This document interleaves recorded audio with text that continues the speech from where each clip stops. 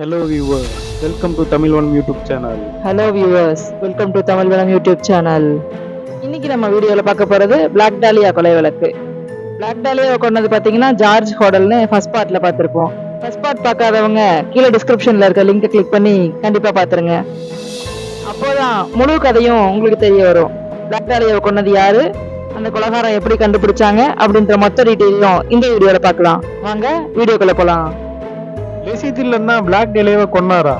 யார் இந்த லெசி தில்லன்? வாங்க அவரை பத்தி இந்த வீடியோல பார்க்கலாம். இந்த பிளாக் டேலியா வழக்குல பாத்தீங்கன்னா 2017ஆம் ஆண்டு பிரிட்டிஷ் எழுத்தாளரான வியூ ஈட்வெல் என்ன சொல்றாருன்னா, நான் இதுக்கு தீர்வு கண்டுபிடிச்சிட்டேன் அப்படின்னு சொல்றாருங்க.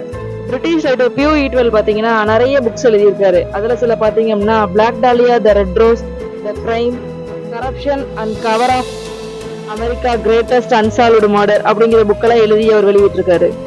வியூ ஈட்வெல் பாத்தீங்கன்னா இதனோட உண்மையான குற்றவாளி லெசி தில்லன் தான் அப்படின்னு சொல்றாருங்க. ஏன்னா கொலை நடந்த சமயத்துல இவர் மீது விசாரணை நடத்தப்பட்டிருக்குதுங்க. அதுக்கப்புறம் இவரை ரிலீஸும் பண்ணிருக்கிறாங்க. அது மட்டும் இல்லாம இந்த கொலையை தாண்டி இந்த வழக்குல நிறைய விஷயங்கள் இருப்பதாக வியூ ஈட்வெல் சொல்கிறார். ஈட்வெல் என்ன சொல்றாருன்னு பாத்தீங்கன்னா, மார்க் ஹான்சன் அப்படிங்கிறவங்க சொல்லிதான் டாலியாவை கொல்றதுக்காக தில்லன் வந்ததா சொல்றாங்க. அவர் ஒரு கூலிப்படை மட்டும்தான் அப்படின்னு சொல்றாங்க. அது மட்டும் இல்லாம மார்க் ஹான்சன் மேலையும் சந்தேகம் ஏற்பட்டு அவரும் சந்தேகத்தின் அடிப்படையில விசாரிக்கிறவங்களுடைய பட்டியல்ல இருந்திருக்கிறதாவும் சொல்றாங்க. இந்த மார்க் ஹான்சன் யாருன்னு பாத்தீங்கன்னா ஒரு தியேட்டருடைய முதலாளி. இந்த மார்க் ஹான்சன் பாத்தீங்கன்னா ஆஃபே என்னும் வகை வீட்டுல வாழ்ந்தாருங்க. இந்த ஆஃபேங்கிறது பாத்தீங்கன்னா லாஸ் ஏஞ்சல்ல புகழ் தேடும் நட்சத்திரங்கள் அப்போதைய காலகட்டத்துல பாத்தீங்கன்னா பெரும்பாலும் இந்த வகை வீட்டுல தாங்க வசிப்பாங்க. டாலியா கொலைக்கு முன் அவரும் அவரோட நண்பரும் அங்க தங்கி இருந்ததா சொல்லப்படுதுங்க. மார்க் ஹான்சன் பாத்தீங்கன்னா டாலியா மீது காதல் வயப்பட்டிருந்தாரு. ஆனா அதுக்கு அவங்க ஒத்துழைக்காததுனால அவங்கள தொடர்ந்து அவமானப்படுத்திக்கிட்டே இருந்திருக்காரு.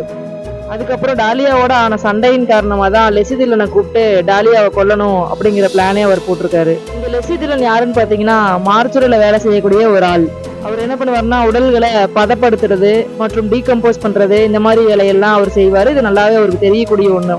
இதெல்லாம் எதை வச்சு பியூ ஈட்வெல் சொல்றாருன்னா, போலீஸ் பதிவுகள்ல இது எல்லாமே குறிப்பிடப்பட்டிருக்கு. பாத்தீங்கன்னா பொதுமக்களுக்கு தெரியாம பல குற்றங்களை செஞ்சிட்டு இருக்கிறாருங்க.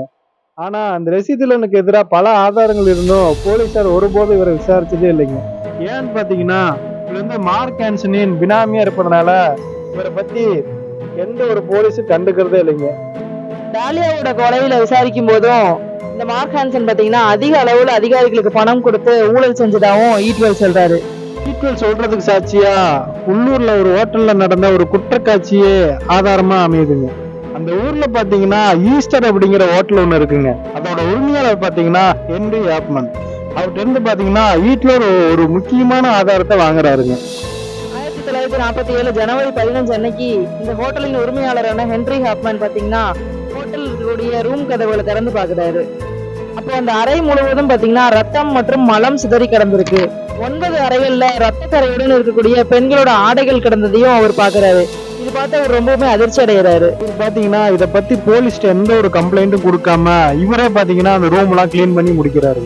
இவர் ஏன் போலீஸ்ட போய் கம்ப்ளைண்ட் பண்ணலன்னு பாத்தீங்கன்னா 4 நாளைக்கு முன்னாடி தான் இவருக்கும் ஒரு மனைவிக்கும் மிகப்பெரிய பிரச்சனை ஆகி இவரை அரெஸ்ட் பண்ணி விசாரிக்கிறாங்க. இதனாலேயே பாத்தீங்கன்னா இவர் இந்த விஷயத்த மூடி மறைக்கிறாருங்க. இதை வச்சு ஈட்வெல் என்ன சொல்றாருன்னு பாத்தீங்கன்னா, இந்த ஹோட்டல்ல இருக்கக்கூடிய 3வது ரூம்ல தான் டாலியா கொலை செய்யப்பட்டாரு அப்படின்னு இவர் நம்புறாரு. அந்த ரூம்ல தான் கொலை நடந்திருக்குதுன்னு ஆதாரமா எந்த ஒரு சாட்சியுமே கிடையாதுங்க. ஏன் அப்படின்னு பாத்தீங்கன்னா தில்லன் பாத்தீங்கன்னா அதுக்கு முன்னாடியே அந்த ரூமுக்கு பாடி எடுத்துட்டு போயிடுறாருங்க. பிளாக் டாலியா கொலை வழக்கோட தொடர்புடைய எல்லாருமே அந்த காலகட்டத்துல இறந்து போனதுனால ஈட்வெல் சொன்னது எதுவுமே நிரூபிக்கப்படல. அது மட்டும் இல்லாம டாலியா கொலை வழக்கு சம்பந்தப்பட்ட ஃபைல்ஸ் எல்லாம் பாத்தீங்கன்னா பெரிய ஆபீசர் கண்களுக்கு எதுவுமே போகாம ஊழல் பிடித்த சில அதிகாரிகளால மறைக்கப்படுது. ஈட்வெல் என்னென்ன கண்டுபிடிச்சிருக்காரு அப்படிங்கிறதுக்கு எந்த ஒரு சாட்சியோ ஆதாரமோ இல்லைங்க. இந்த ஹாப்மேன் லெசி தில்லனை ஏவி விட்டு தான் டாலியாவை கொண்டிருக்காரு அப்படிங்கறத ஈட்வெல் கண்டுபிடிச்சிடுறாரு. ஆனா அவர் சொல்றதுக்கு எந்த ஒரு சாட்சியோ ஆதாரமும் கிடையாது. அவர் மர்மமான பிளாக் டாலியா கொலை வழக்க தீர்த்ததா நம்புறாரு. இந்த கொலையை செஞ்சது பாத்தீங்கன்னா லெசி தில்லனும் ஹாப்மேனும் தான். ஹாப்மேன் ஏவி விட்டுதான் லெசி தில்லன் டாலியாவை கொலை பண்ணதா அவர் ஆணித்தனமா நம்புறாரு. உண்மையிலேயே இந்த பிளாக் டேலியாவை கொன்னது யாரு? ஏன்னா யாருக்குமே தெரியலைங்க. பிளாக் டேலியாவை கொன்னது ஜார்ஜ் ஹோடலா இல்ல ஹாப்மேன் ஏவி விட்ட லெசி தில்லனா? பிளாக் டேலியா கொலை வழக்குல பாத்தீங்கன்னா சரியான விசாரணை நடக்கும் பட்சத்துல உண்மையான குற்றவாளி வெளியே வர வாய்ப்பு இருக்குங்க. ஒரு டிடெக்டிவ் ஹாரர் த்ரில்லர் படம் மாதிரி இருக்கக்கூடிய ஒண்ணுதான் இந்த பிளாக் டாலியா கொலை வழக்கு. அதே சமயம் முடிக்க முடியாத ஒரு வழக்காவும் இது இருக்கு. இதுக்கு தீர்வு எப்பதான் கிடைக்கும், சரியான முறையில எப்பதான் விசாரணை நடக்கும், எல்லாமே ஒரு மர்மமா தான் இருக்கு. பிளாக் டாலியாவை கொன்னது யாரா இருக்கும்? இத பத்தி நீங்க என்ன நினைக்கிறீங்க? உங்களோட கருத்துக்களை கமெண்ட் செக்ஷன்ல சொல்லுங்க. இந்த வீடியோ உங்களுக்கு பிடிச்சிருக்குன்னு நாங்க நம்புறோங்க. இந்த மாதிரி மர்மங்கள் மற்றும் அமானுஷ்யங்களை பத்தி நீங்க தெரிஞ்சுக்கணும்னு ஆசைப்பட்டீங்கன்னா தமிழ்வனம் யூடியூப் சேனலை சப்ஸ்கிரைப் பண்ணி வச்சுக்கோங்க. மர்மங்களையும் அமானுஷ்யங்களையும் விரும்பக்கூடிய ஃப்ரெண்ட்ஸ் யாராவது உங்ககிட்ட இருந்தாங்கன்னா அவங்களுக்கு நம்ம வீடியோவை ஷேர் பண்ணுங்க. தொடர்ந்து உங்க சப்போர்ட்டை நம்ம சேனலுக்கு கொடுத்துட்டு வாங்க. தேங்க்ஸ் ஃபார் வாட்சிங்.